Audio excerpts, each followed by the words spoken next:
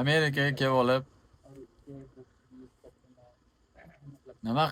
nima qilay deb o'ylab o'tirmang. Mashina haydash qo'lingizdan kelsa, shunchaki mashinani oling bu, chiqib keting. Hech bo'lmasa dastavkada ishlang.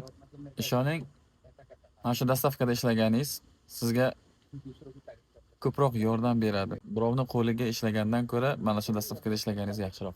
Yordam kutmang. Hech qachon yordam kutmang. Umid qilsangiz bo'lar, lekin sizga yagona yordam beradigan inson bu sizni o'zingiz. Boshqa hech kim. Amerika shunaqa shahar, shunaqa davlat. Hamma faqat o'ziga o'zi yordam beradi. Menga oldin hech kim aytmagan.